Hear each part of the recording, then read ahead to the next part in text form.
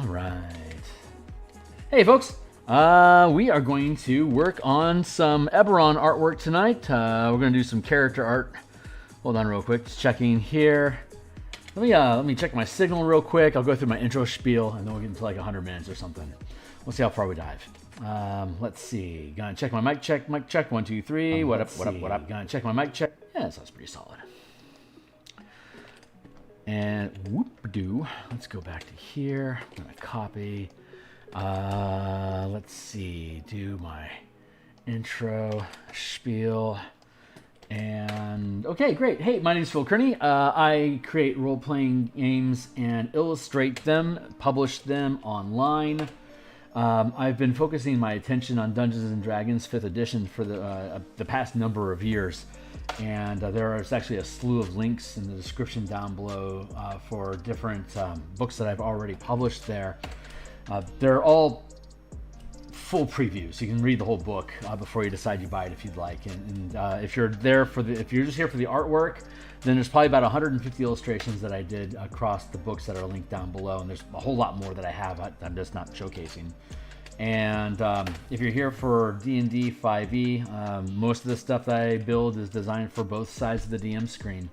So check the stuff out. If you think any of it's worth adding to the games that you run, you think it's cool stuff, let me know. If it adds true value, then consider making a purchase to support more behavior.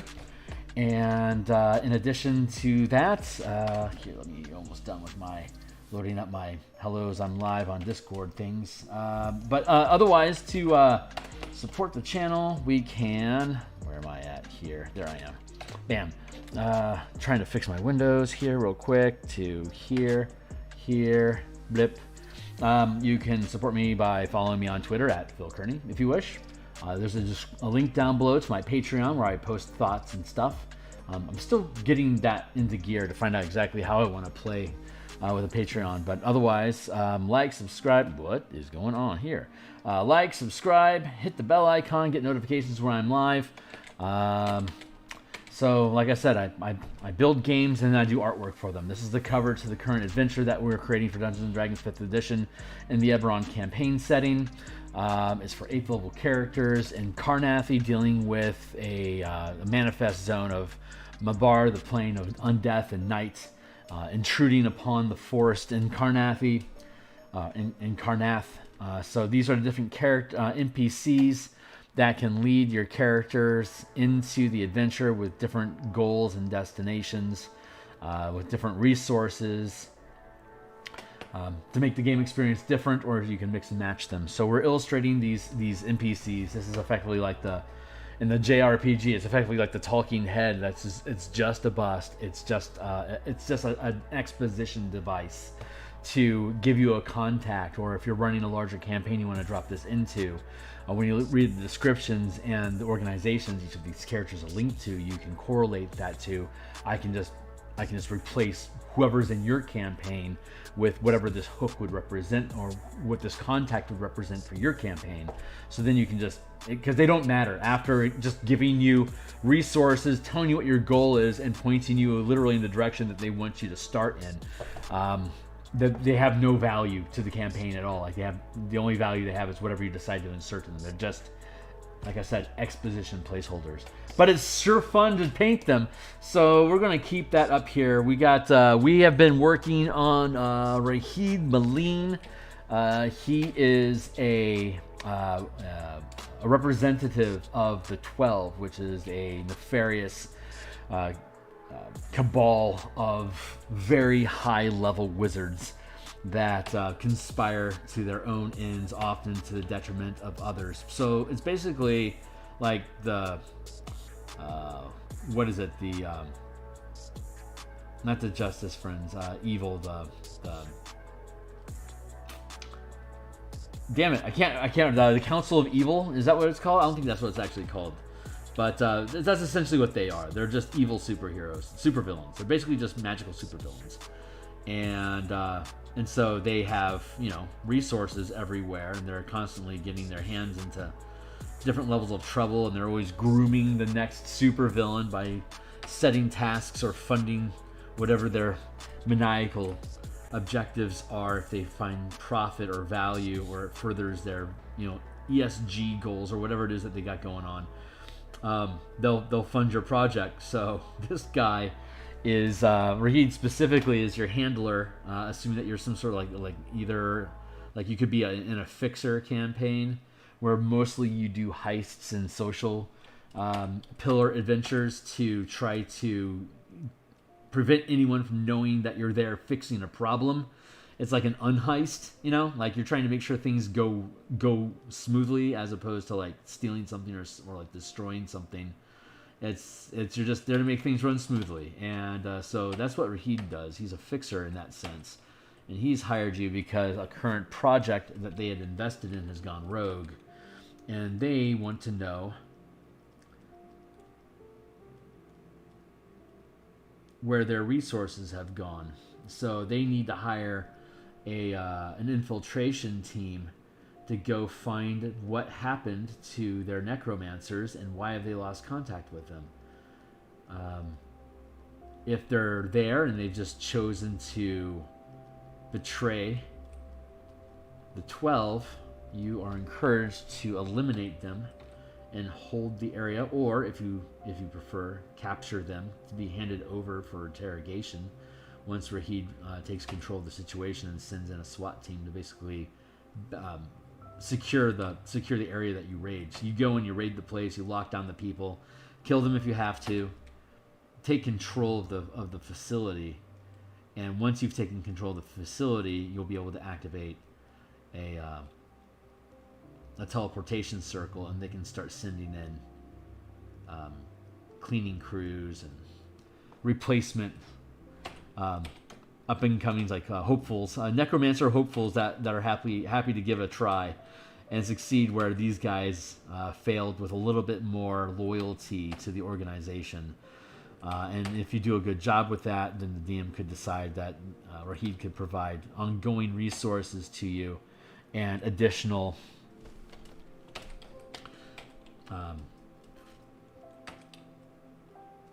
missions of questionable value. And if you want to get into all the politics and the moral and principle debates of whether this is whether the tasks that he assigns to you over time, we don't really go into that. All we have him is gating you into a manifest zone that connects to the realm of Mabar, where undead and demons roam, to try to lock down. There's a portal that these guys hired a necromancer to open, and that necromancer has gone silent, and they invested a ton of money and resources in getting him to a place where he'd be able to perform these rituals to get this portal opened, and it seems that their investment is evaporating, so they need someone to go in and secure it.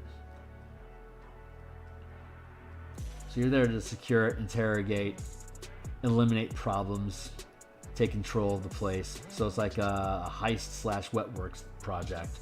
It's very Demir, like blue-black energy going in there, like recon and elimination stuff, like real commando kind of crap. And I think that's a very fun mode of play, in that you just have missions with objectives that don't automatically have a large, it's like don't have like an assumed storyline, unless like how you have these different missions, however they go, kind of sculpts what happens down the road in the campaign, and like how reliable are you, what enemies do you make, the way that you resolve situations can create new alliances for your characters or get new enemies on your radar.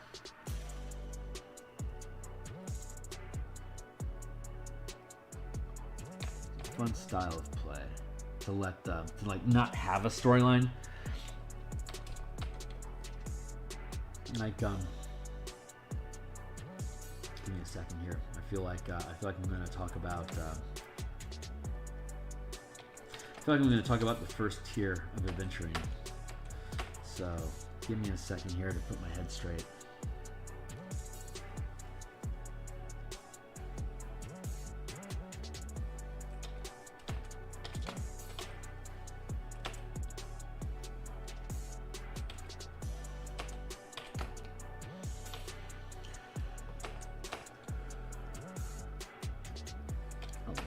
scarred up this guy is. It's super fun.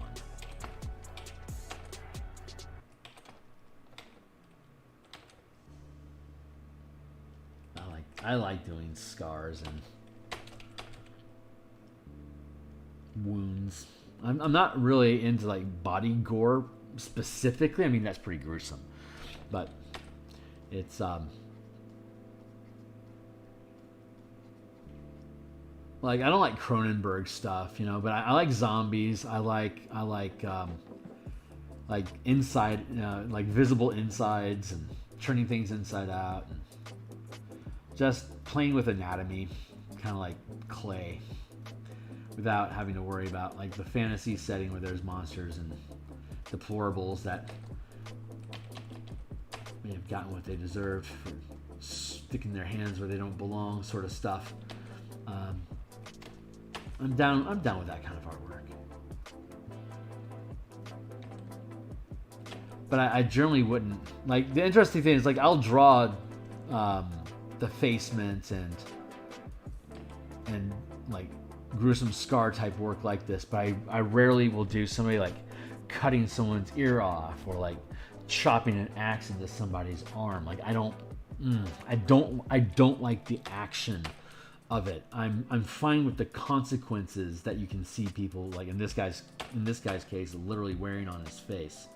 I don't mind like somebody, like it's a fantasy setting. This guy is choosing to look this way. It's not like, oh, I can't afford a magic spell that'll heal my eye and my face. He's making a statement. Like these are fashion statements. He wants to disturb you. He wants to be left alone. If he looks at you, he wants you to look away.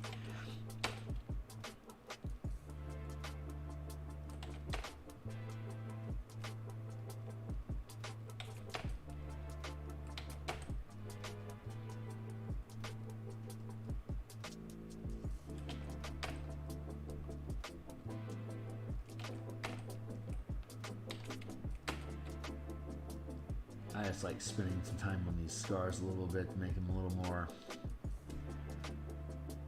character. Get a little more character other than just black slashes down his face, you know? Like give him a little bit of grit.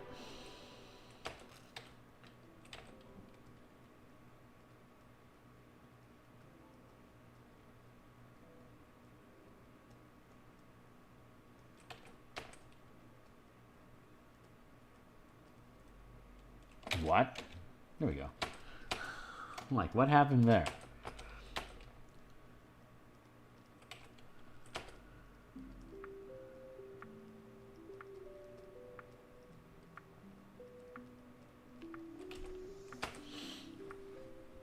I didn't set my timer, did I? Hold on real quick. I need AFK for a second.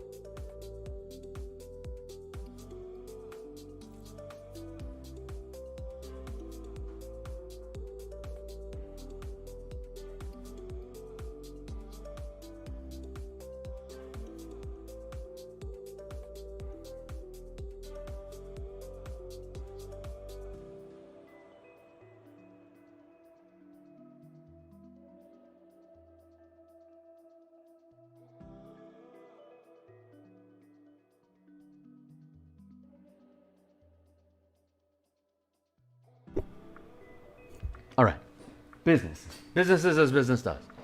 Let's see. AFK, I'm back now.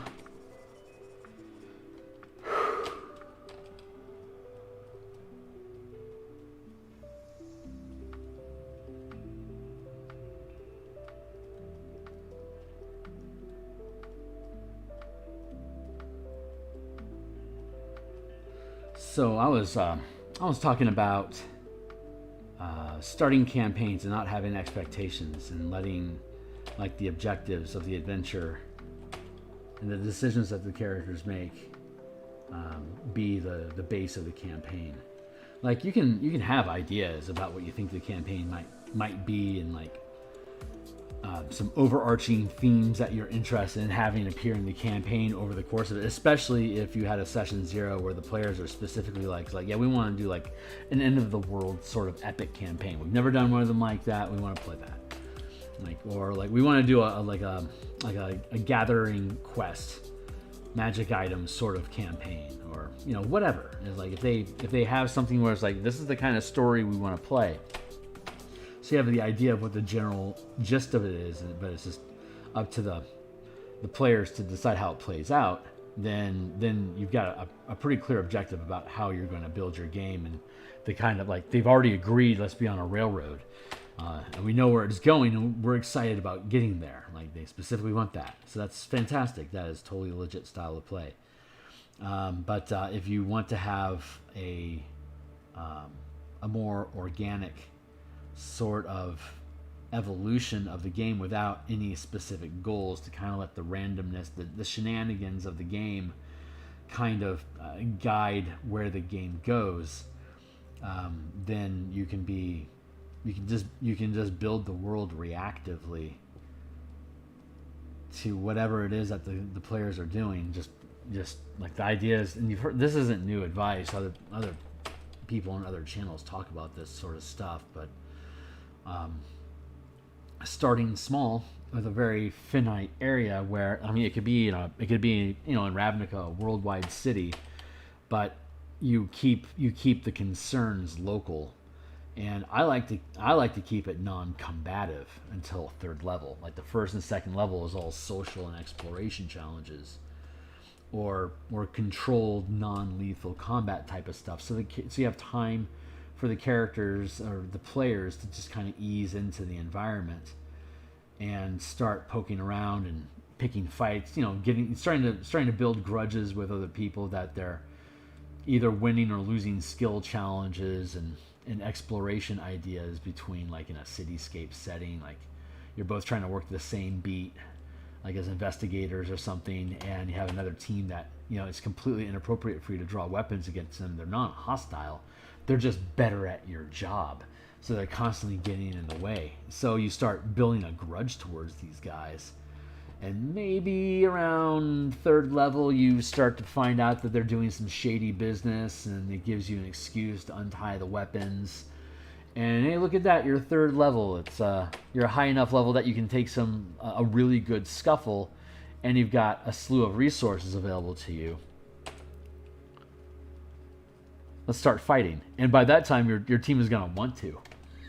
It's like we are waiting to take, and you can be really upfront about that as a DM. It's like, look, we're not going to do any combat until 3rd level. I want you to ease in the campaign, build some ideas about what you like in the game, where we should be leaning towards, because you want to have that session 0, the first set up any kind of expectations and like risk of death, and like how hard is the magic system, and like how available is it, magic item usage, you know, contact with gods, all that stuff. Sculpt all that stuff out if you aren't using a pre-packaged sort of idea like Eberron or Forgotten Realms.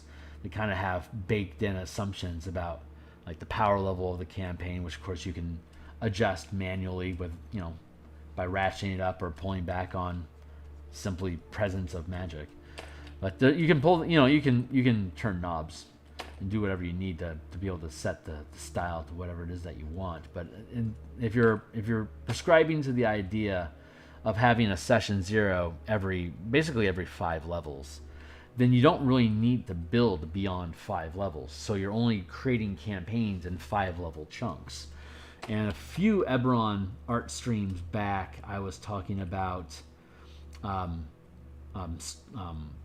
threading or like plot lines, plot threads, being able to weave them together, shifting from one plot line to another as the characters make decisions about how they want to approach problems and what natural opposition they're going to run into that, or give you the opportunity to create a new faction, creature, dungeon, or some sort of obstacle that they have to overcome to achieve whatever their next goal is. And so by taking very small bites at a time, you can the players will show you what they want to lean into.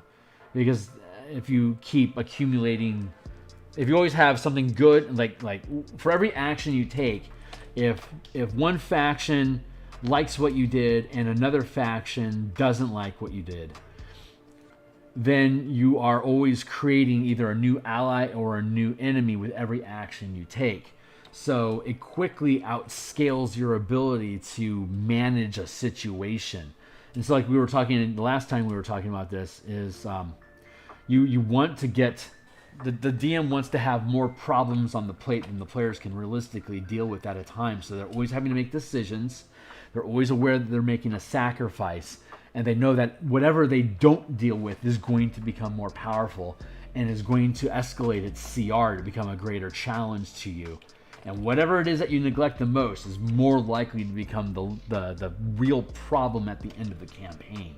So in the very beginning, all you have to do is build a cool little setting, like some place that gives you a fun little like mini games and interactions, and establishes a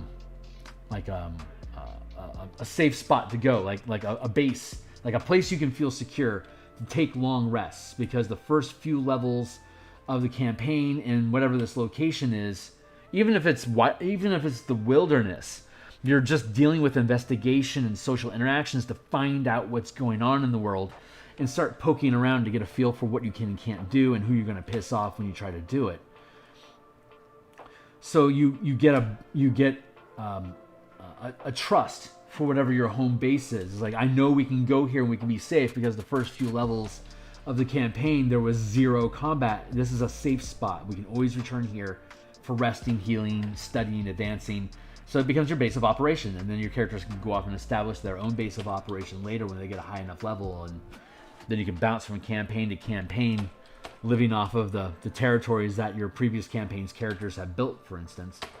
And so you establish that safe spot, and then once you get to 5th level, there should be enough points of interest in different factions that you're becoming aware of that you can start discovering how are these different organizations and opposing forces involving in like lethal combat. Like if you're going, if D&D is a kill things adventure game, then all of that, by the time you get to 3rd, 5th level, everything should be building towards what it is that you're supposed to be killing, and what you're supposed to be fighting, and why are you doing it, and what's blah blah blah, all the purpose. It can be random crap the first couple levels, but the opinions that they have from whatever that random stuff is starts to hedge down on the amount of variables that it could possibly be, until you have an identity for what your campaign is about, and like what's morally important, what kind of a stand are they making, what are your characters' dreams,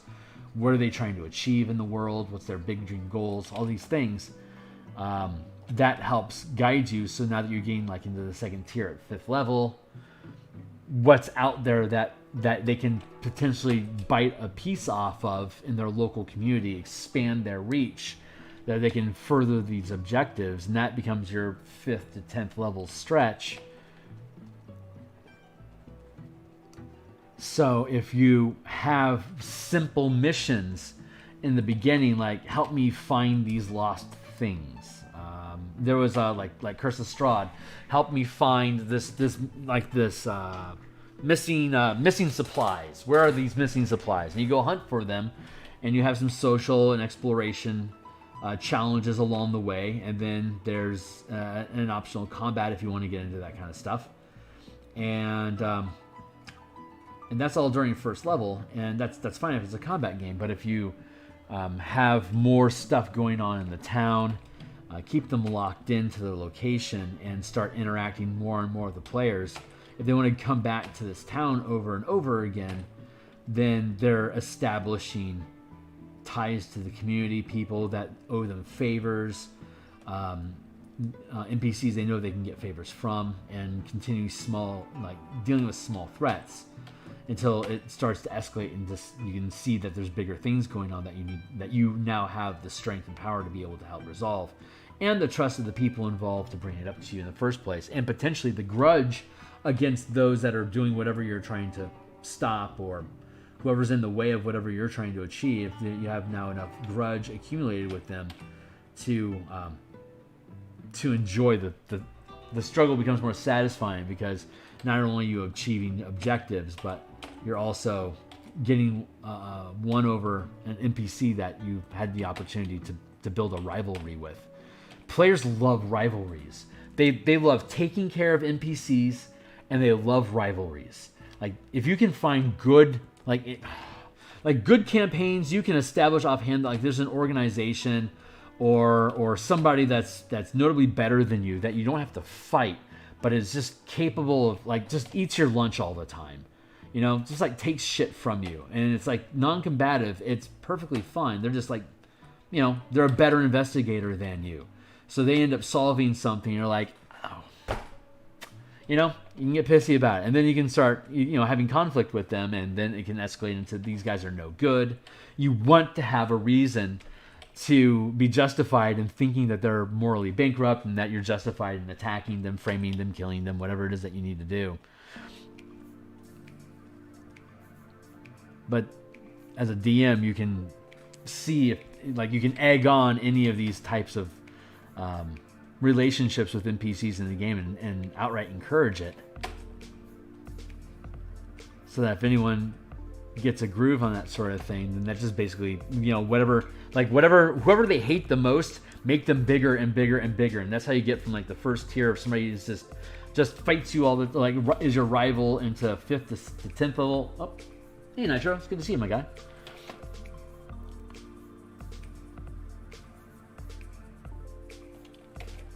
If you have a rivalry with a scout, a scouting guild, and they get better gigs than you get, so you've got a rivalry thing going on with them, and at some point, at up to 5th level, it could be very light field work that you're engaging in. But by the time you get to 5th to 10th level, maybe you're finding out that they're on the take and they're leaking secrets to a nation that you're supposed to be at war with, or something like that. And now you start having reasons to try to catch these scouts out alone, or to try to get them fired from whatever contracts that they have, or eliminate them, or frame them, or whatever it is that your team wants to do to get these guys out of your way. And then so what's the natural step up from that? Well, there's the organization that was able to churn and recruit the scouts in the first place to get them to work against the nation that they were supposedly a part of. So that escalates into, is that a spy from the other side that you have to ferret out? And that leans into your investigation, scouting sort of stuff, right? Or it's a corrupt element inside of your own nation, saboteurs and spies. You can lean into all that stuff. That's an escalation from a rogue scout group. Now there's an information network, because scouting is information.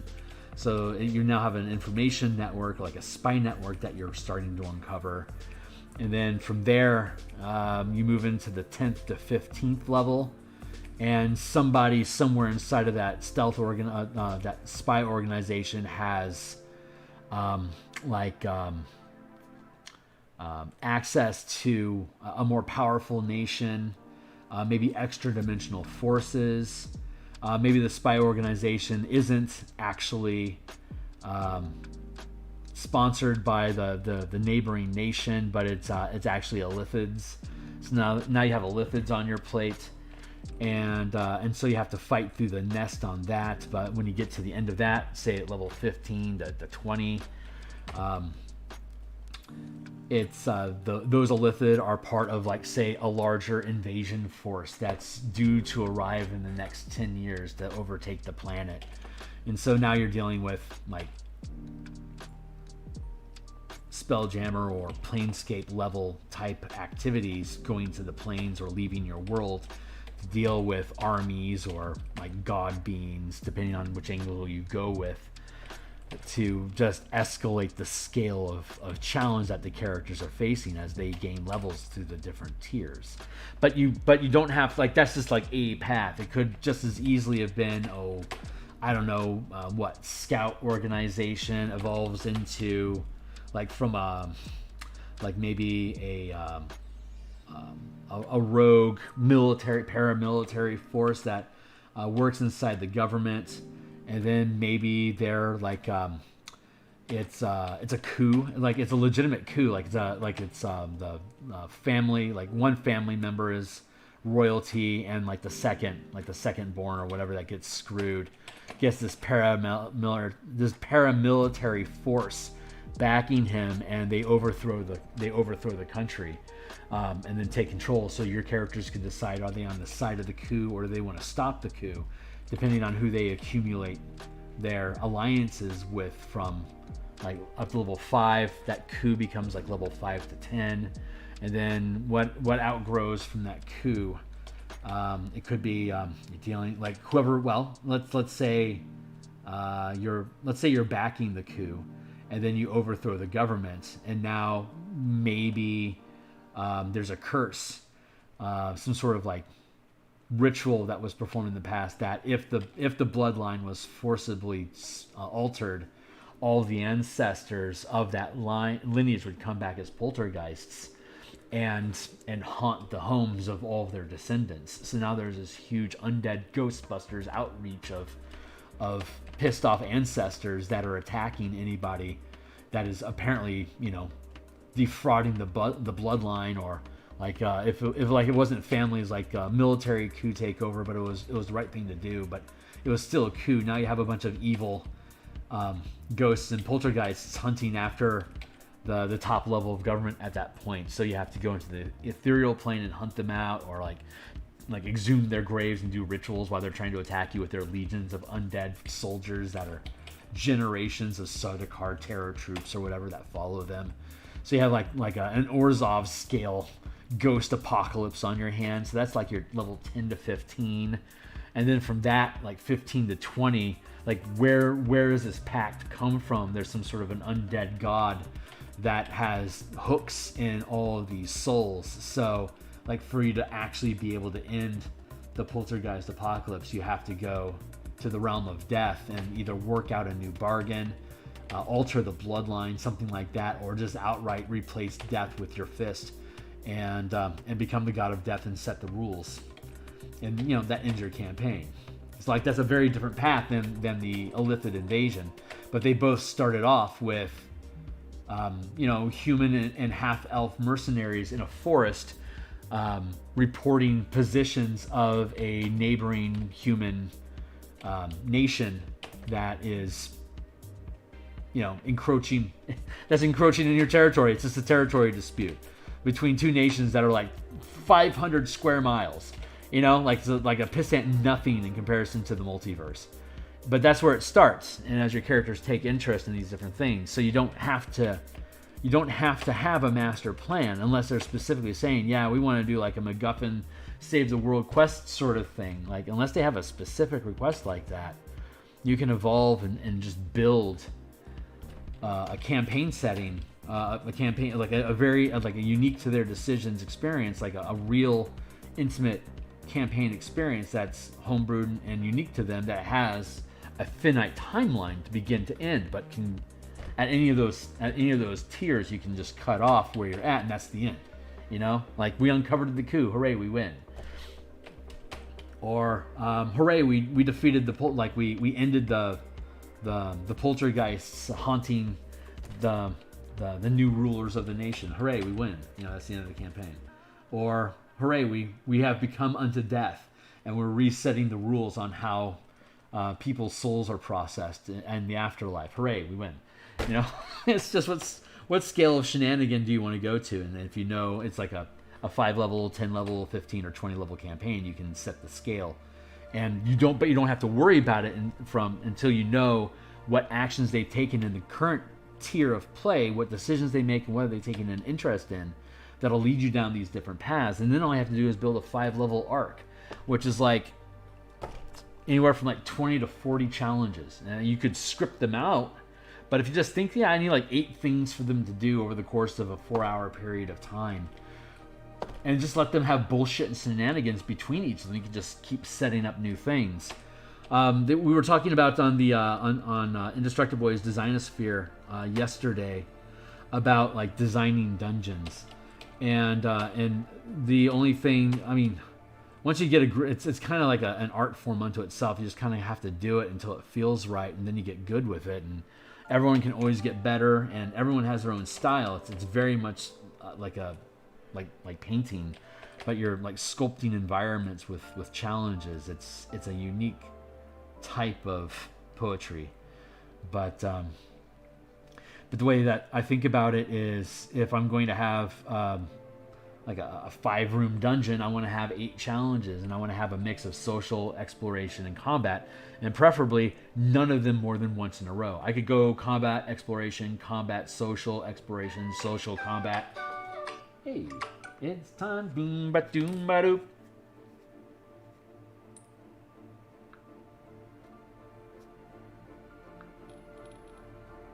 There. Keep my timer going. I got another hour.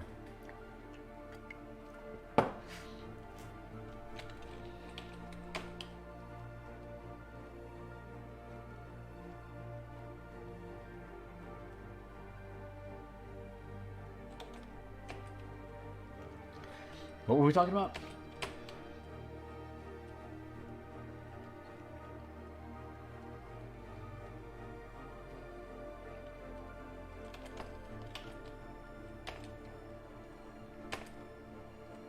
I love this rough feeling. The little texture of the sketch art. Just kind of like being comfortable with it. Kind of scratching through the form overall. I just like the feel of it.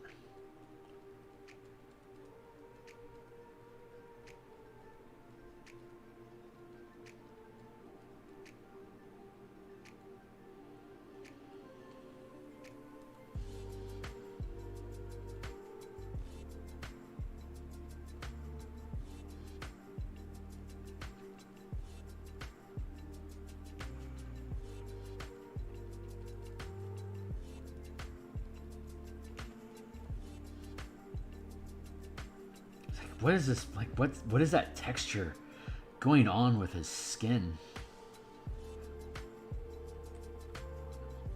I love that. It's like it's like he has some sort of a poison or a disease on him, like a curse maybe.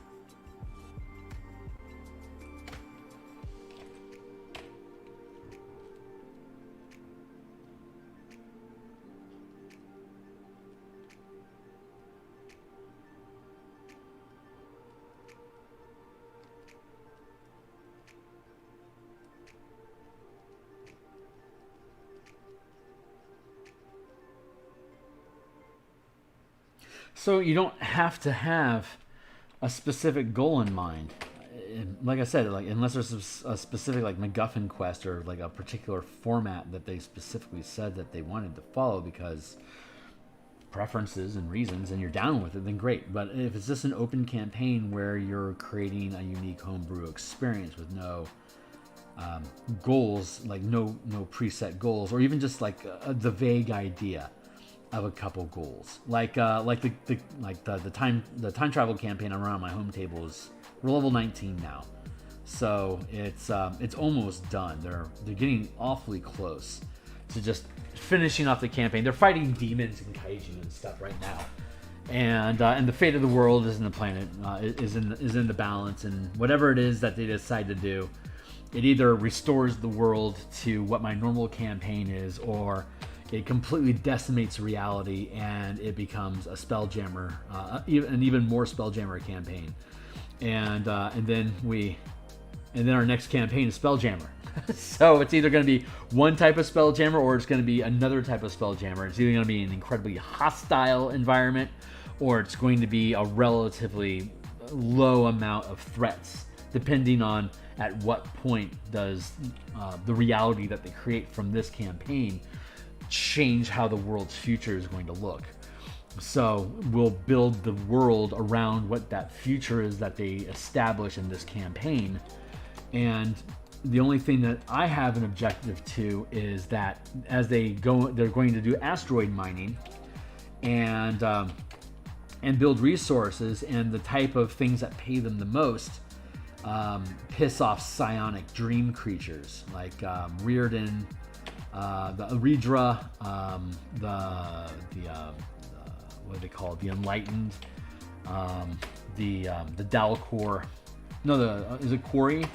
The nation of Sarlona, the continent of Sarlona, have these psionic dream entities that possess and live life through basically livestock, human-type creatures, mildly mutated genetically to be more resonant with psionic energy than a normal humanoid on the planet of Eberron would normally be. So they resonate with all this crystal energy. They're basically dream creatures, and so the campaign that we're doing, this asteroid mining campaign, is these crystals that build the psionic resonance that the world is inside of, that allow these dream creatures to exist. It's incredibly profitable. So that's what they're going to be mining. So they're going to be running into all of these dream creatures, psionic attacks, astral combatants, and then eventually be running into like privateers, Redrun privateers with psionic weapons attacking them. So they have to kind of escalate things away from we're just mining for resources and profit to we've accidentally created a war. Like that's the process that's going on, and so the idea is all the weapons and ships that they have use these crystals as power sources to channel mana through, so they can do Magitech stuff, and so basically the dreams use it for psionic power in a kind of animist sort of way. And the dwarves and the warforged use it in a more silicone sort of way to build technology that uses the resonance of it to build mana batteries that you can power all their machines, their mecha, their fighter ships, all that stuff, while they're going around orbit in Eberron collecting more crystals and stuff, because they can sell that to the planet side nations that are only just starting to learn how this stuff works. So the dwarves and the warforged are the most predisposed to doing this type of stuff, because warforged don't have to breathe at all, and dwarves are used to mining in incredibly hostile conditions. So like this is just like the next level for them. So there's a good space trucker and like a space miner sort of culture that we're trying to establish here.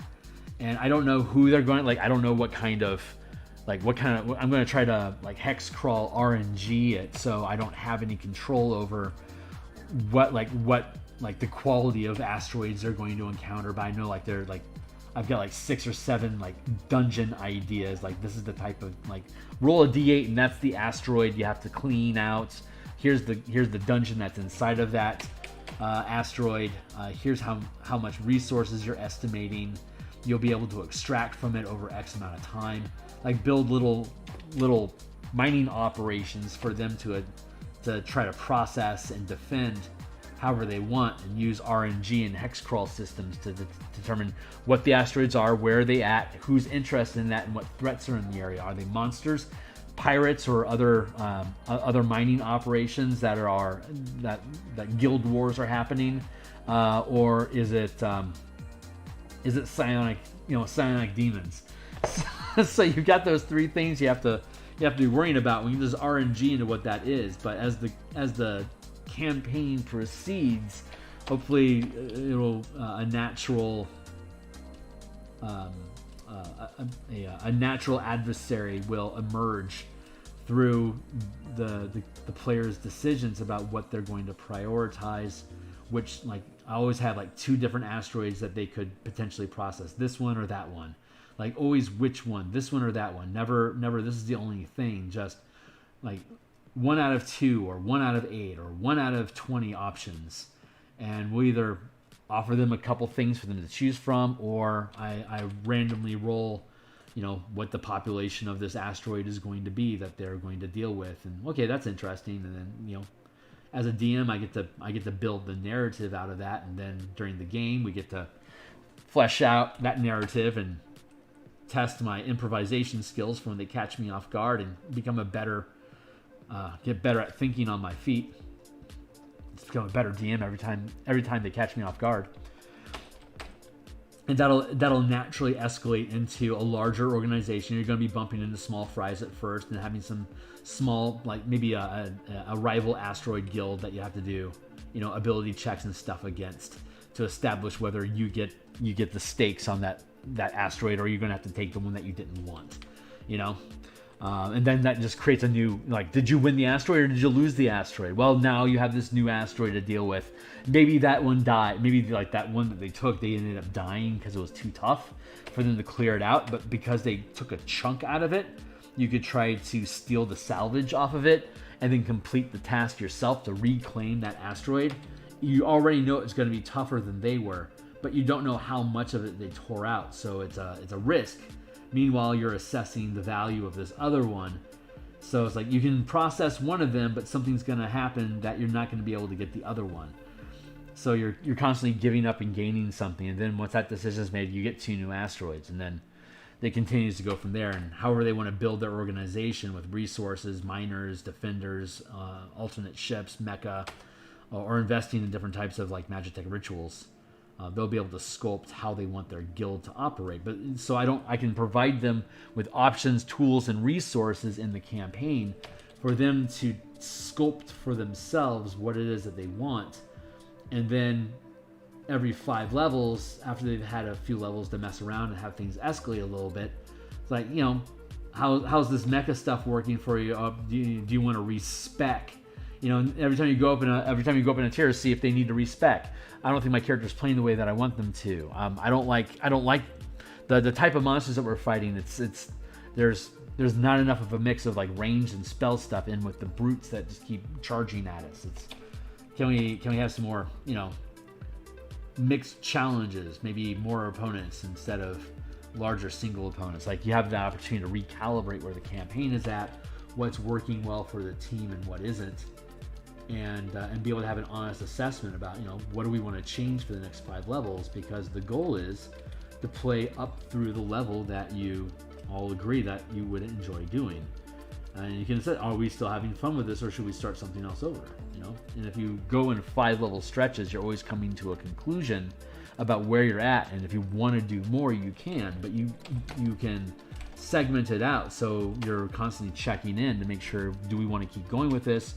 Or do we want to do something similar and escalate through a different storyline, so that there's no loss? It's just, if you run in 5 level jaunts, you'll always be getting to a conclusion where you can safely walk away from it without anyone feeling like, yeah, that was a waste of time, or that dragged on too long, or I didn't like that campaign. It's like, nah, if it's not working, let's ditch it and just build something different and repeat the process. That gets you used to feeling how you can move your way through first tier to second tier, and then start pushing into third tier.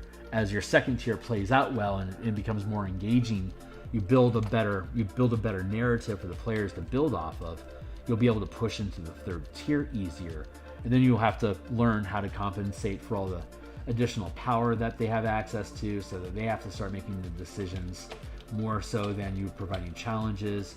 But you'll have had 10 levels of ignored threats that can escalate to become the next problem. So as the DM becomes reactive, you accumulate enough problems that the players are going to make the decisions about what they want to do, and they will resolve whatever it is that they choose to. You cannot stop 5th level characters in the 3rd and 4th tier. That's why you want to build up the campaign from level 1 so that they get emotionally attached to kicking ass and not being concerned about how easily they can trump through the content, more focused on what can we get to next and how efficiently can we do it. The problem with most campaigns, I think, here's a thought. Here's a completely separate track of thought.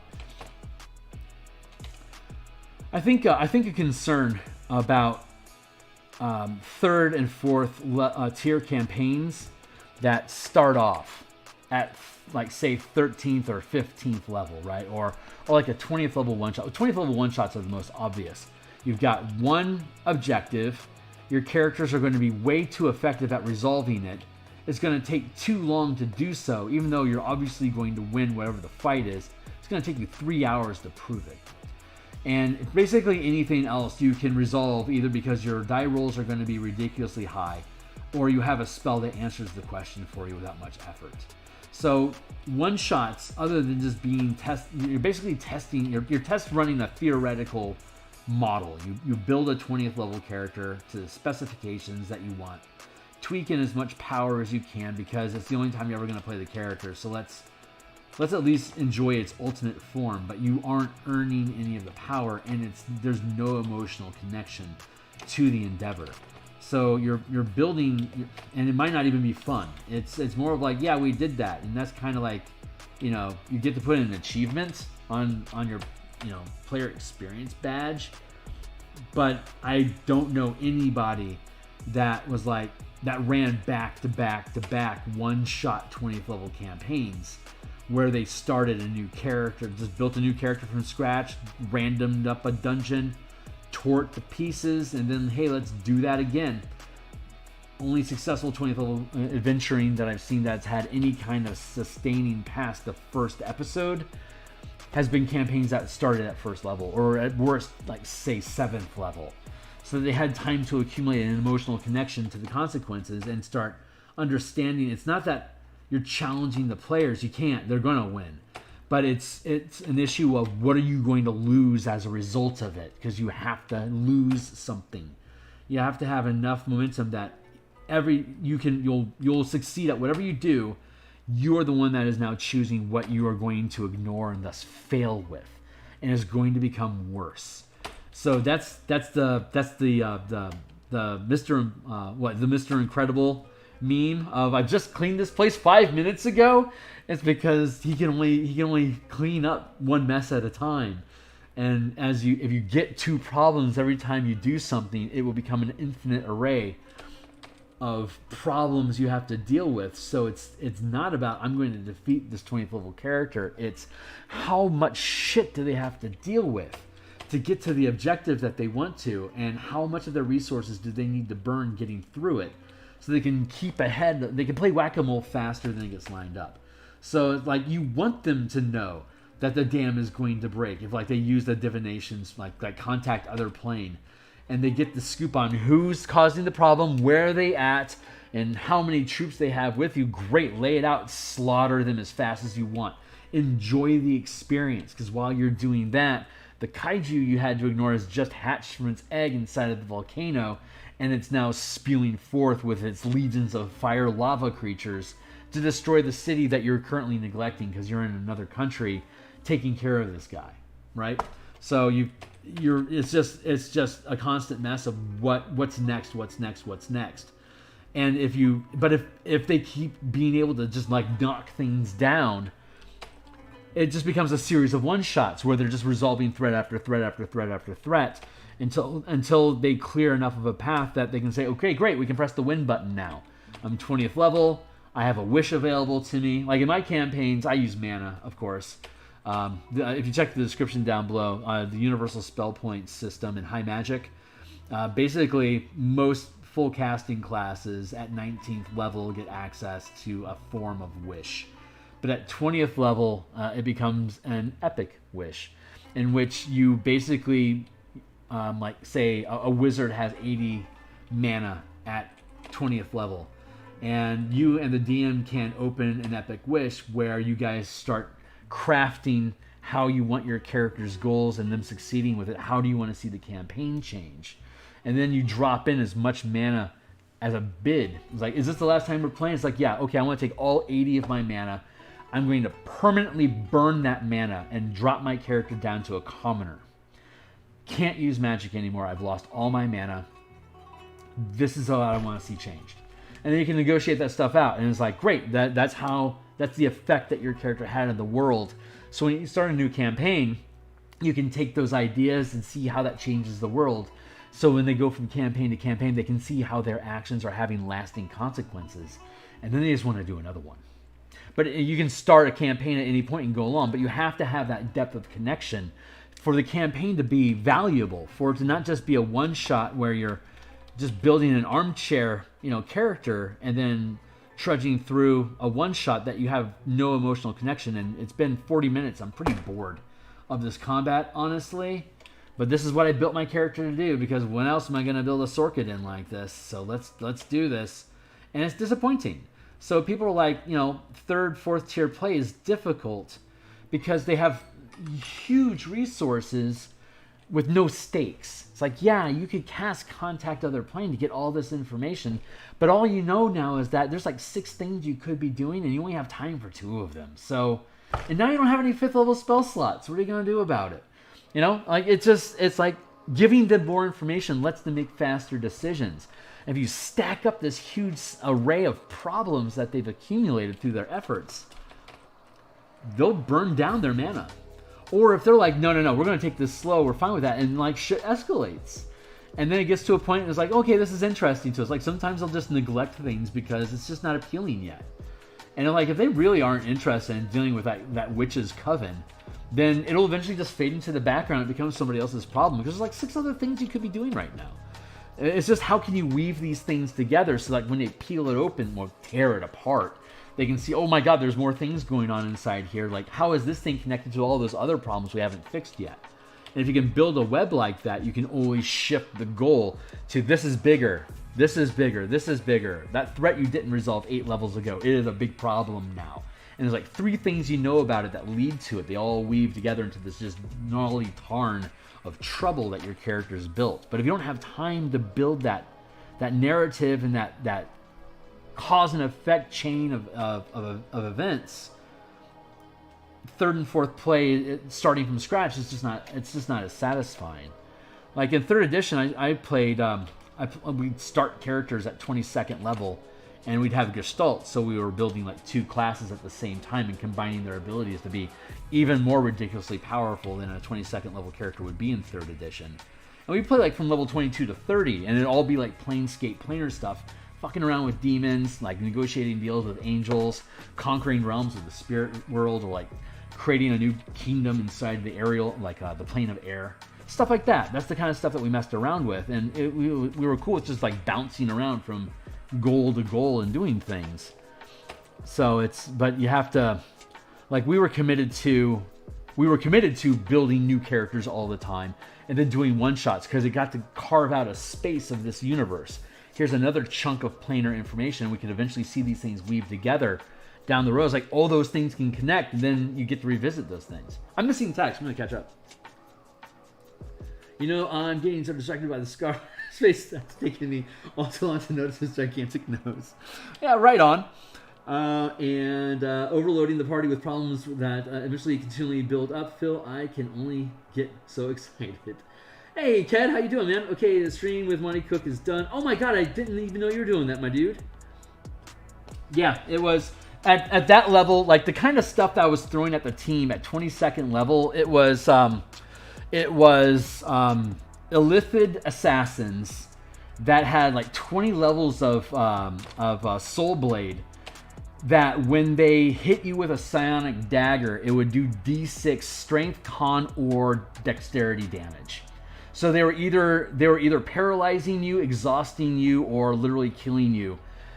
Like 3 hits and you're dead. But they had the resources to be able to heal up that kind of ability damage. So I could just do ridiculous things to them. It's like every time I hit you, you lose an attack per round until you can restore. Like you have to spend like a 4th level spell slot to dump the curse off of you. It's like every 2 rounds you had to dump a 4th level curse off of you, and then do it again. Like if this is going to be like a 7-round fight, you just that little mini boss just cashed out like all your mid-level spells because you had to burn through them so fast to keep up with the conditions, you know, stuff like that. But you know, you build alternate solutions because that's the problems that get created with that kind of a level. So like 5th edition's pretty tame in comparison to Gestalt epic level 3rd edition campaigns. It's very manageable, but you have to get used to operating at these higher levels of what's the word I'm looking for? The word I'm looking for is oh my god, I can't believe agency. Thank you. The amount of agency that characters have, you have to earn that understanding. As you build in a campaign, you start having a social agreement about what you do and don't do. Like we know if we're going to use mass suggestion, we're going to get hunted down. So let's not use mass suggestion unless we're doing it to our enemies specifically to guide their goals. Like stuff like that. You are in a Pathfinder game on Thursdays, noise. The fact that I'm using Limp Lash that deals d6 damage to strength and con every round. So crazy. Yeah, there you go. Like hit points, like when you have 500 hit points, damaging hit points doesn't matter anymore. You have to attack something else. Because the hit points are like a distraction, but the real effect, like what's the debuff that I'm doing to you? Like I'm going to hit you with confusion to make you attack somebody else this round. Like every time I hit you with my psychic attacks, it confuses you to attack your friends, or it causes you to do nothing. You know, that's shitty game design. I've learned over the years that you don't do that to people, but back then we didn't know better yet. You don't take action economy away from people. Like you don't know that when you start off playing D20, because like taking away action economy was a new idea. So we didn't know it was good or bad yet. So we did all sorts of stuff, and that's where I learned a lot of like how to have an inviting campaign where players are empowered to do what they want while still feeling like, you know, they have that agency and are going to feel challenged. Because again, it's not killing your character that's the problem. It's that you can't get the thing done that you wanted to get done, and now things are worse off because of it. So that's superhero stuff. So 5e is very much capable as a superhero genre of fantasy, but there's very little out there that teaches that escalation of threat and consequences. It's something you kind of got to learn, right? So most of us Lontus learned that in 2nd and 3rd edition. So you go to Beckney channels and people talking about adventure and campaign design, they talk about a lot of this same sort of stuff. Maybe not exactly in the same sort of language. Most of them, I think there's a very large contingent of people that were Beckney that stayed in Beckney.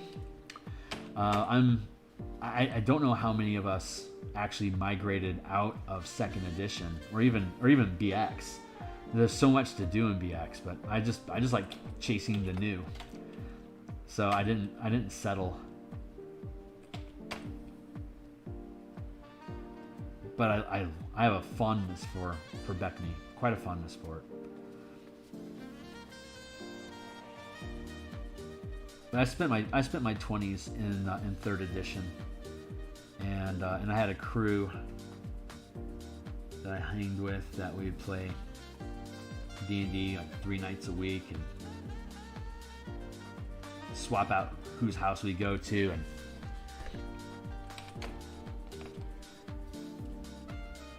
Gal's baking cookies and bullshitting with us. It was fun. It was a lot of fun. It was a very party environment. Everyone kicking back a beer, just basically having fun. Really, really great time.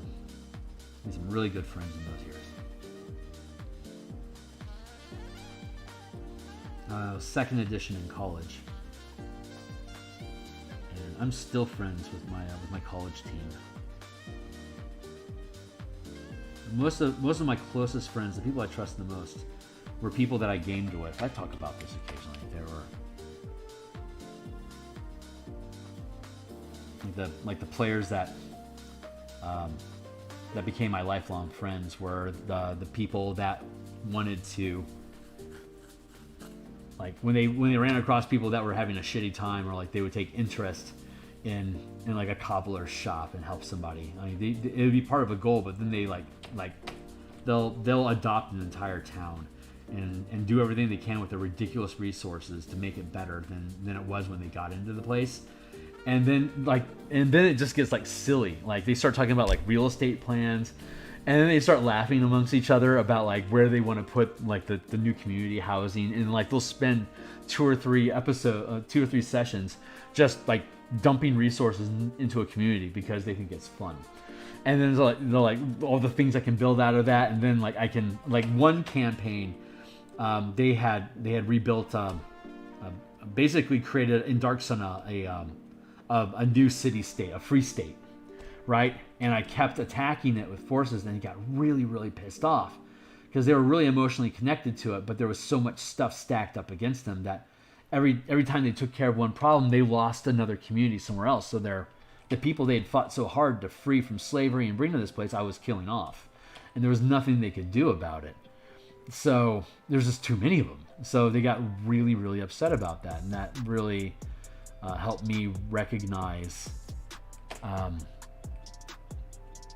you want to be careful. You want to be careful about identifying what is emotionally important to the team after they've built something up, and not threaten it. Like, have that safe haven. Like, keep home safe. Don't bring your threats home. Like that sort of attitude. Like I was talking earlier about in the 1st to 5th level, establishing that home base where they can always go back and not be threatened. That campaign is what helped establish that as like a general rule of engagement. Like how to be a good DM, how to be a polite DM to your team, how to be an inviting DM and non-confrontational. Like you don't want to be confrontational. You want to challenge them.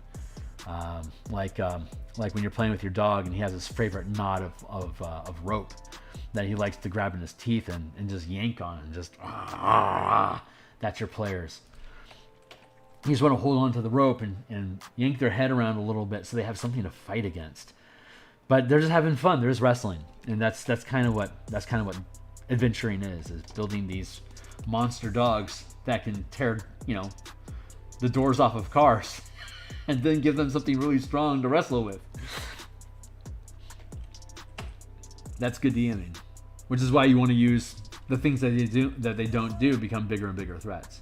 But just make sure you always have some place that isn't going to get fucked with, unless you establish in session 0. It's like, are we open to attack anything? Do you guys want to make sure you have a home base? Like these are legit logistical questions for your session 0. And then as you escalate in levels, like, hey, are you guys planning on keeping this as a home base, or do you guys want to establish something like a new location? Do you want to change your location here, or what's your thoughts there? And then like by the time you get to level 10 plus, like what territory do you want to take ownership of? That sort of thing. I think I'm good. I'm obviously spending just a lot of time pushing pixels around because I'm having fun talking. So let's actually get back to work.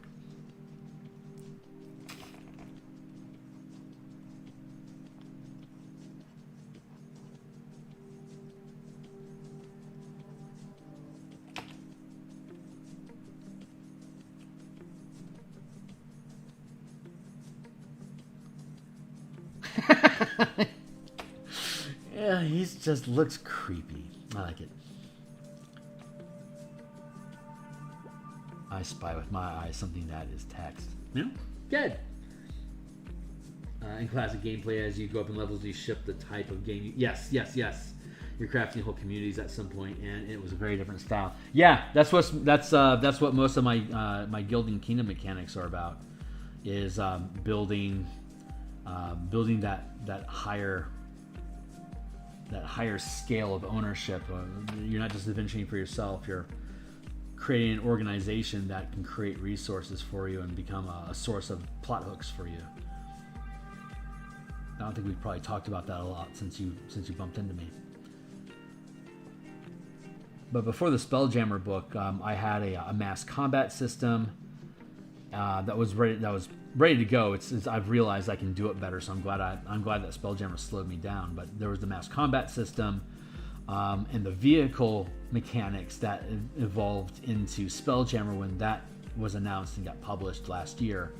So I put the command system on hold and dove into Spelljammer specifically because Spelljammer needed more help than anybody needed the guild system offhand. So I felt that was the best way. That was like the best use of my time at the time, and as a result of it, it allowed me to spend a lot more time thinking and looking at the mechanics of the mass combat system that I had for creatures, and in addition to that is the guilds and kingdom system of building, like having a resource system that effectively creates like a pile of mana, but it's like a social mana, or like spell points, if you would.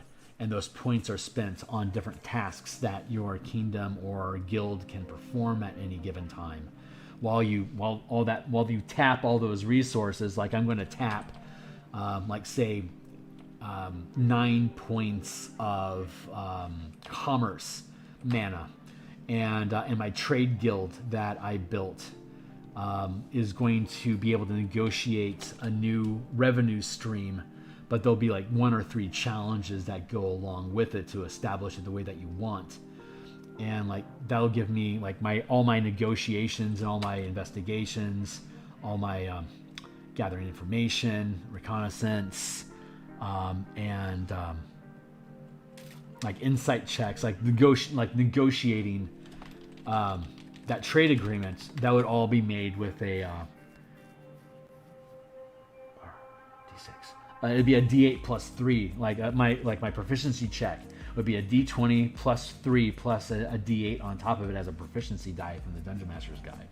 The amount of resources I invest makes a bigger die for me to roll as my proficiency die, and but it eats up more and more resources. It's 1 point, 4 point, 9 point, 16 point, 25 points to get added a D4 plus 1, D6 plus 2, D8 plus 3, D10 plus 4, or D12 plus 5 to any proficiency checks that the resource I invested in the project is capable of yielding. And I'm using very precise language there, of investing resources to yield results, because you're thinking like a business or an organization or a kingdom that is looking to produce results.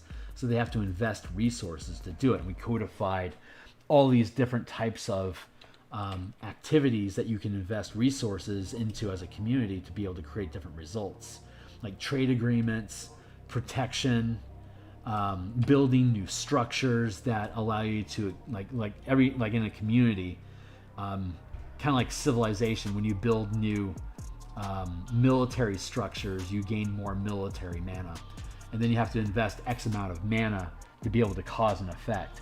So it's kind of like spell casting for communities, but instead of any spells, it's all modified skill checks. And depending on what those skill checks do, it's basically like rolling a spell casting roll to succeed with what you want to do. Like in Ravnica, the Simic Combine has genetic modifications and stuff. So if you have, if your characters invest in a genetics lab as a resource center, and they put like say 16 points of health resources into it, they'll have the ability to make a spellcasting check with the 16 resources, a D10 plus 4 to their die roll. And depending on how high of a DC they hit will determine what CR of Krasis, which is a genetic monster that the Simic create to be able to fight in their magic decks. But depending on what the result of the DC is what kind of creatures you can produce and how fast you can produce them, so that you can create armies of monsters to fight whatever it is that Simic wants to fight this month. But you can build armies, like literally build armies, by investing resources and health to be able to create those things. Meanwhile, Boros can be investing resources into like loyalty to build fanatical support of getting recruited into the Boros Legion, to fight alongside literal angels against the forces of hell. Want to save the multiverse? Follow this angel. It's almost like Live, Die, Repeat, Edge of Tomorrow, with the it was Emily Blunt was like the angel of death, where she would never die. Is like Boros is full of like those type of heroes, and so they have like people like with no future in this complete dystopian society. It's like, is your life meaningless? Want to die for heaven? Come fight with the angels, and if you survive long enough, you get respect. It's like, yeah, that sounds empowering. Let's go do that instead of sit in squalor. So like that's how they recruit things. Like they invest loyalty resources and faith to build the communities of like clerics and paladins and divine sorcerers that you can then just directly translate into like different character archetypes. So guilds are different because they don't build properties, but they gather resources, either people, contracts, agreements, blackmail, stuff. Like there's different types of there's different ways you can gather resources depending. Like if you're using espionage, then you can gather blackmail. If you're using like say commerce, for example, you can create like if you want your community to grow and you want to use commerce to do it, you can invest in greater trade, like create a trade hub that will draw more merchants to you, which draws more people along behind it. So it just depends on how you want to invest your resources to sculpt the kind of guild that you want to have. And then like if you build heavy into espionage and military, you can have like really good scouts that can go find where enemy organizations might be attempting to sabotage your operations. And then you can either like invest resource points into a SWAT team that can go resolve the challenge as a skill challenge. Or if the characters are invested in it directly, you can drop it into an adventure as a plot hook, and then they go do a raid. Maybe like they go attack like this warehouse that they think an artifact is being researched, and they want to go claim that. So, oh crap, there's a bunch of undead down here, and it looks like they're killing some villagers. And why are there demons coming out of that portal from hell? And that's the adventure that we're doing here. But that's one way to get into it, for example. So that's the thing that I was working on before Spelljammer. But and that's just built around, and like all these, like every time you do a skill challenge using resources, it opens the opportunity for the DM to introduce a new plot hook.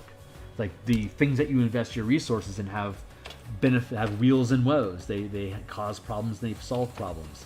So for every problem you solve, you create a new one.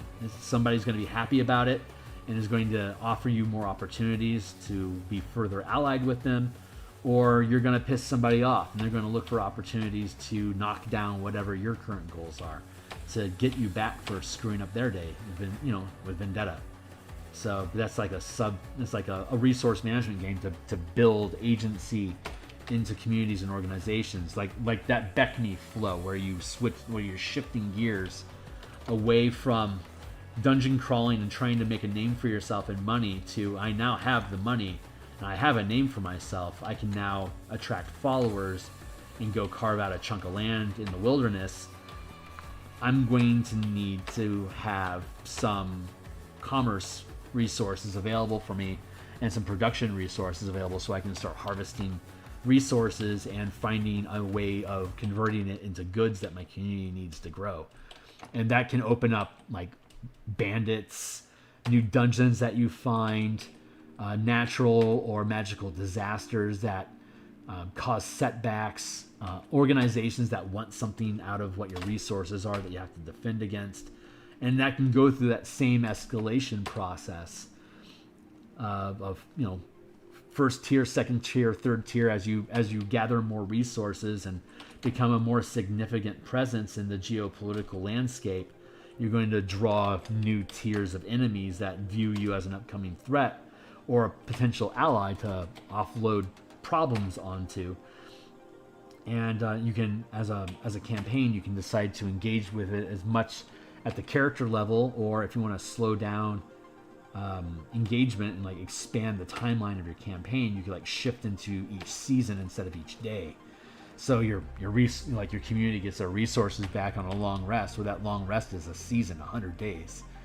So when you're expending your resources, it's like, this is what your community is going to do for the next month, and if you want to see what the results of those are, you're going to have to do some downtime activity for the next 4 weeks, because that's how far we are to the season ending, you know? So like, you can have small scale things that are going on while you're waiting for the season to turn over, but the results and the new plot hooks that are being created by the results of your guild or kingdom's efforts won't be known until the season rolls over. And then you can, as a team, you can choose, well, whatever it is that we did, we can pursue one thing personally, and then the rest of this stuff has to be resolved as guild resource management. So you are choosing what your characters are going to directly impact, which will most likely mean that they're going to succeed at whatever it is that they think is most important for them right now. And they're going to allow their organization to resolve the rest of the problems that are at hand. And depending on how those die rolls go, is again folding back into the earlier conversation about are they solving problems and pissing people off and creating new enemies, or are they failing at or are they creating new problems by failing whatever their objective was, and now it's escalating and you're on the radar for shit listing. So like, it's either going to go one way or the other, and it's just your choice which ones you want to throw the dice on. And in that manner, you can scope out a 5e campaign to that legacy level of play where the characters are, you know, ruling a kingdom for 60 years, and here's the things that happen during that time. It's because you're downshifting your long rest to being a whole season. And that's how, you know, that's when you get your resources back, or something like some resources you can get back on a short rest, which is like every 10 days you can get it back. So like, you can get a small like a small allowance of resources every 10 days, but the bulk of things, like if you want to take over a new factory and build more commerce resources, then you're going to commit like 5 resources for the entire season. You're not going to get them back. If you only have, like, say 27 resources divided between the various types of industries that you can invest in, then you're running, like, you're going to be out of pocket really quick. So you can either choose to keep a lot of temporary resources on hand that you can turn over quickly, like doing searches on things, or like doing research and investigation, spellcasting, scouting. Negotiations could take time, but you like a local dispute, like collecting taxes to build new resource streams. Those can be things that you can turn over in a short rest over 10 days. But like building a major trade negotiation across the sea to a new organization or a new nation, that would take at least 1 season for you to achieve to get progress. Like if you're going to do a skill challenge that might take like 6 or 7 checks, you might allow 1 or 2 checks per season until the whole thing ends up being resolved. And therefore it's going to take 2 years for you to have this trade negotiation that's going to let you add on like another 5 points of commerce resources to your metropolis. Like, it's worth the time to do that. And I've got 22 resources in commerce right now, and if I can get up to 25, then I can roll that D12 plus 6 die roll whenever I'm doing trade negotiations or trying to collect taxes from satellite regions. So that becomes an intimidation check. You're probably going to win because you've got huge amounts of resources that you can throw behind it. Like if you're a law firm, you could dump a D12 plus 6 into a D20 die roll to persuade on your attempts to get a judge to rule in your favor of having warrants issued for you to investigate a mad wizard's castle. Like, you're gonna have to throw big dice because he's got all sorts of suggestion traps and mental wards to keep the Azorius investigators from paying attention to that's actually a Dimir safe house. So if we get psychics in here, they're going to find out that it's a criminal hotbed, and they're going to have to blow their cover, and it's going to turn into a wet work gunfight. It's like, you may realize this with good espionage resource investment, know that this might be happening, so you might decide, let's have our characters go in directly and handle whatever the safe house is, so that we can minimize the loss to our organization and help assure that we're successful, so we can shut down what could potentially become a really dangerous Dimir faction in a year and a half, 3 seasons from now, 3 days, 3 rotations of resources, of them investing, infiltrating, and espionage against your guild to be able to take away resources, to kill off important people, to steal artifacts, stuff like that. Like that's how you can sculpt the campaign of espionage that moves a lot slower than the gotta go fast campaigns of saving the world. That's stereotypical thoughts about like how D&D works in 5e. It doesn't have to. It's just if all you have is a hammer, everything's a nail, right? Well, we need more tools. So that's the stuff that I build. That's why I build the things that I build, is because these are tools that help DMs create new rulings and narratives off of some light rules and suggestions that I make in these supplements. Like, hey, you could do this if you wanted to, and if you did, this might be how it plays out. And if that seems cool to you, go play. That's my book. So that's what excites me about designing role-playing games, and it's an absolute blessing that I get to illustrate them. It takes freaking ever. Super slow process. But oh my god, yes, Edge of Tomorrow, that was freaking awesome movie. It is that, Interstellar, Arrival, Aliens, and Empire Strikes Back are Mike and Dave's Need Wedding Dates. That's like my quick list. Our house, me and my gal, our household. That's like our quick list on Netflix and Amazon. Like we can put those in and we're good. Doesn't matter what's going on. We can listen to those or watch those at any time. I'm also a huge Black Hole from like Disney's The Black Hole and Flash Gordon. Both of those movies came out when I was 5, and I got to see. I chose to see Flash Gordon as the first birthday gift I ever chose. I want to see Flash Gordon, and my parents were like, okay, let's go see it, and it was awesome. I love it, and I fell in love with Queen as a band as a result of it. So I've always enjoyed Queen because of Flash Gordon, and I've always loved action adventure movies like that. But the Black Hole, God, I don't remember why. We just went to the Black Hole because it was just a movie night. The family went to the movies, and we went to see the Black Hole, and I loved that movie so much. The amount of sass that Vincent the little robot puts out is it's legendary. So quippy. It's not a very deep story. It's a great one shot, honestly. If it were to be a sci-fi adventure, it's a great one shot adventure. It's a really good one.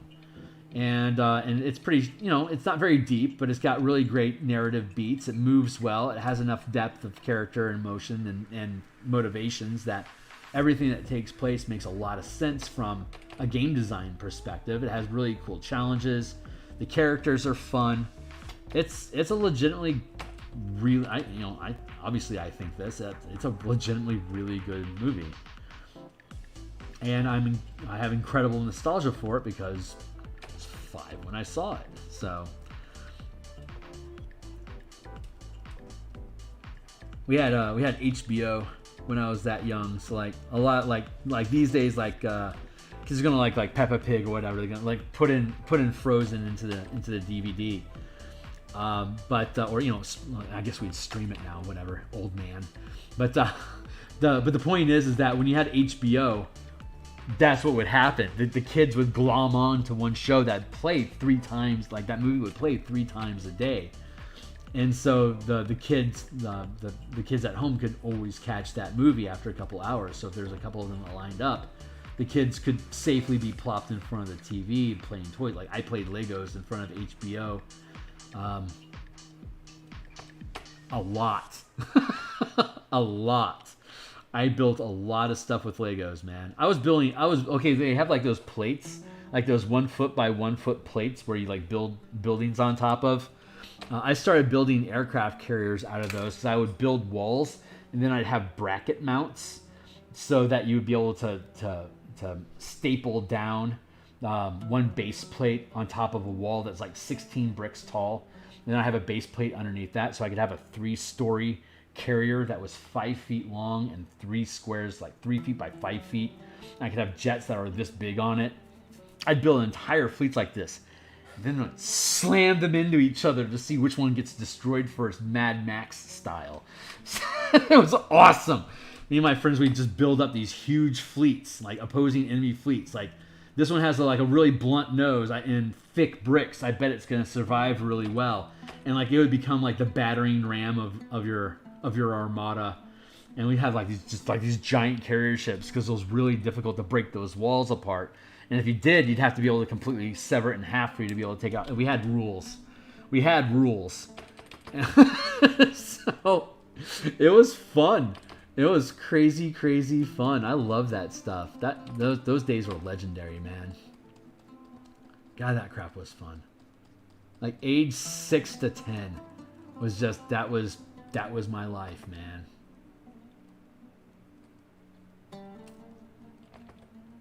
It was cool.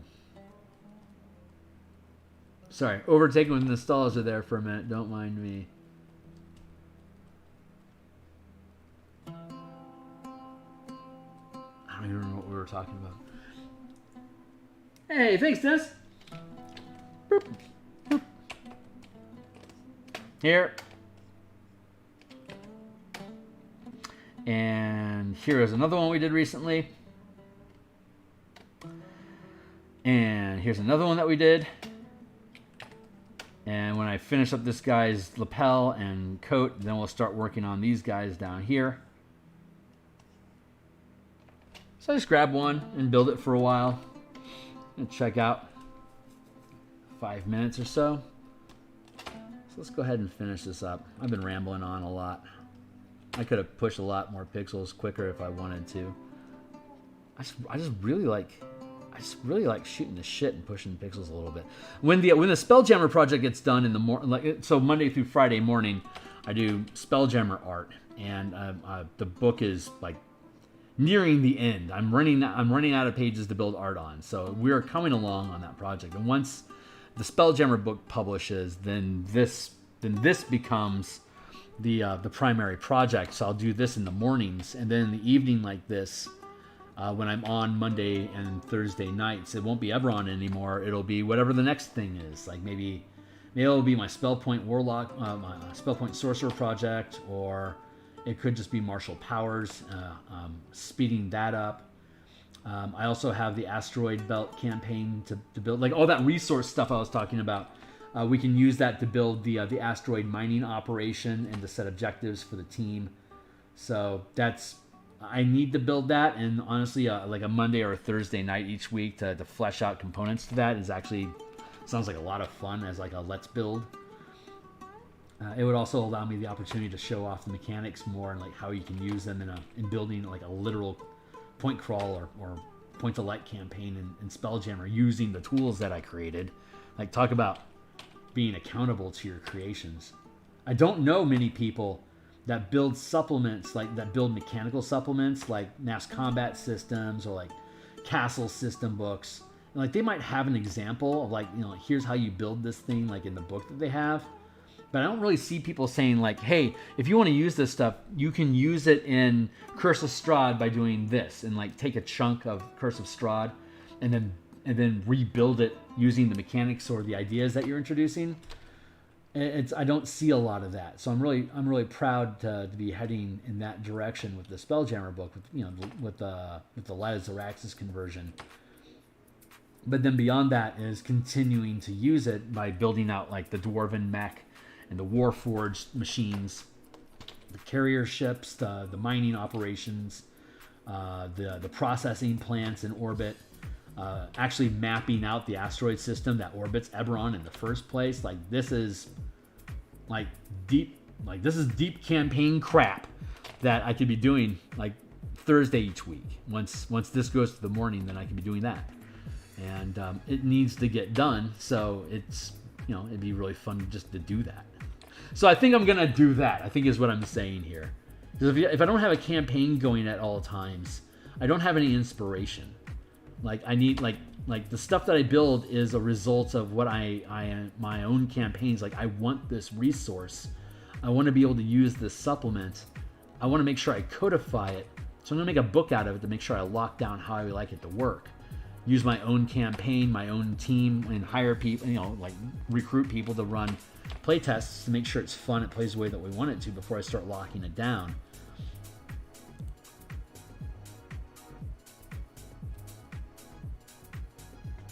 So all the playtesting went well to put it into the book, and then I get to run an actual homebrew campaign off of it. We were using Descendant Avernus and Light as Zaraxis as our sample material to see if the mechanics would work, and the answer is yes, they did. They worked great. So lock it down, put it out. But there's so much you can do. Like Spelljammer and Eberron, that's like peanut butter and chocolate, man.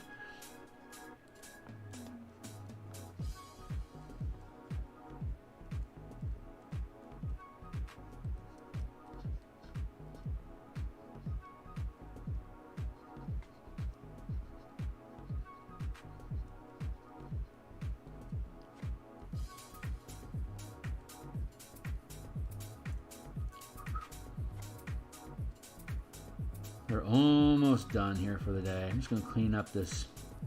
Just clean up this line work. My alarm's going to pop here in a moment, but I'm just going to go into overtime a little bit and just get this line art, smooth this out a little bit to be a little less rough hewn, and then we'll be done for the day. But we're here 6 days a week, Monday through Friday in the morning. I stream for about 100 minutes to do some book art for the Spelljammer book that we'll be publishing.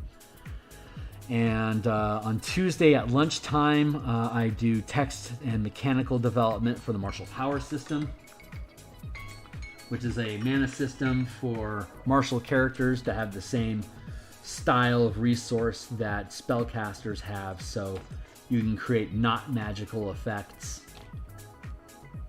Okay, here's a quick rant. Since I'm here for another few minutes, let's have a quick rant about Battlemaster and how people don't like complicated stuff and how some people do like stuff. There's two camps: the people that want Battlemaster to be available for every fighter and those that don't.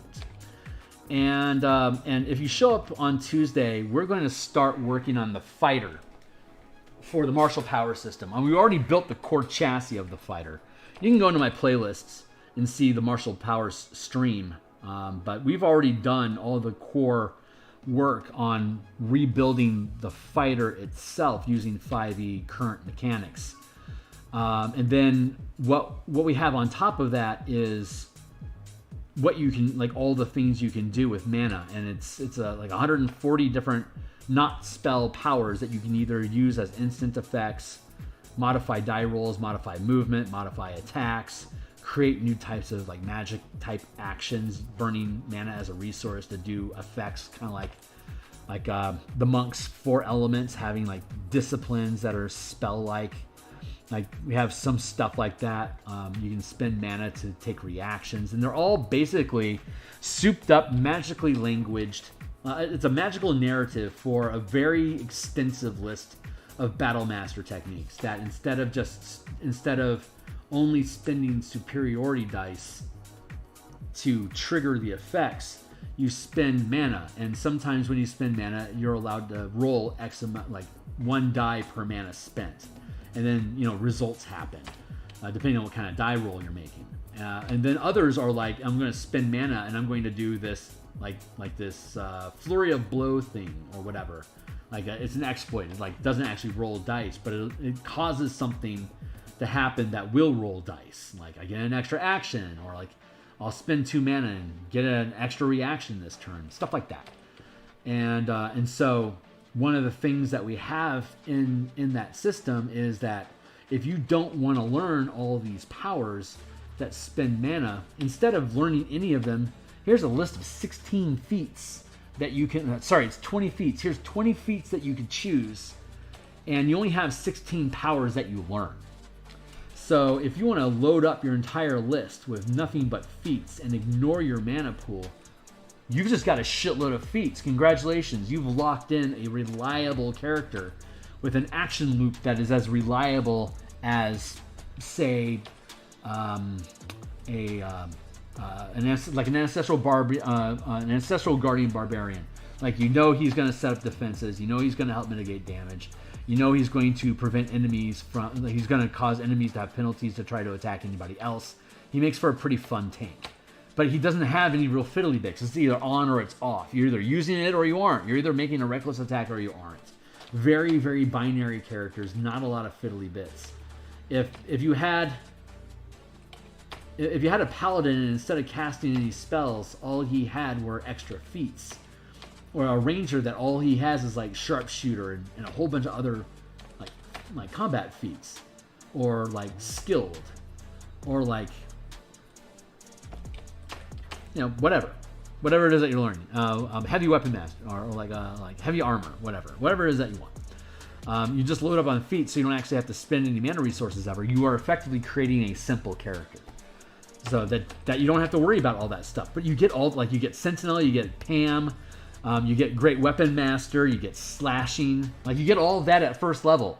Those are the feats you get. Your fighter is fucking ready to go. What else would you possibly need? Sure, I've got mana. I could learn like a smite power if I wanted to, or I could turn invisible if I wanted to gain stealth, like crazy stealth and advantage on attacks and stuff like that. But I don't want to. I just want to be a fighter with Pam, greater, you know, blah, blah, blah. It can't get simpler than that. So I really think that Wizards is kind of copping out. That they don't want complicated characters like that. They don't want to bother with it. They don't want to have to think about it. They don't want to have to test things against each other. It's work. It's been a year of work for me just doing this. Like, and I'm just some hack, right? So they would have to spend, you know, because they're wizards, they'd want to spend a lot more resources and a lot more time dialing in and watering down whatever it is that, the ideas I came up with, this feat idea. But it's like, if they say, hey, we don't want something complicated, it's like, great, we won't make it complicated. But everybody wants a resource system. Great. Here's your resource system. You can ignore your resources and use this steady thing instead. There you go. That's my rant. So we'll be working on the fighter on Tuesday at lunchtime. And so if you want to catch it live, tune in and like, subscribe, etc., to get notifications. But that's the stuff that we'll be leaning into on Tuesday. And then Monday and Thursday night, we do artwork like this. And then on Saturday, I do commissions. I'm doing a book cover for an abyssal weapon adventure. It's a giant land-crawling mega tank that destroys realities with a giant elemental cannon. And so I got recruited to illustrate that and make a cover illustration out of that mecha idea for, D&D. So that's like completely in my wheelhouse. That's the kind of crap I like to have in my games. So I'm like, yeah, I'm on board. So I'm building mecha on Saturdays. It's gonna be fun. So, but that is it. I think this guy is done. I can hit the content button. Yep, I am content. Officially content with this piece. That is concluding my adventure for this night. Thanks a lot for everybody that tagged along. Like, subscribe, hit the bell icon if you want to get notifications or see stuff. You can, if you're on Twitter, you can follow me at Phil Kearney.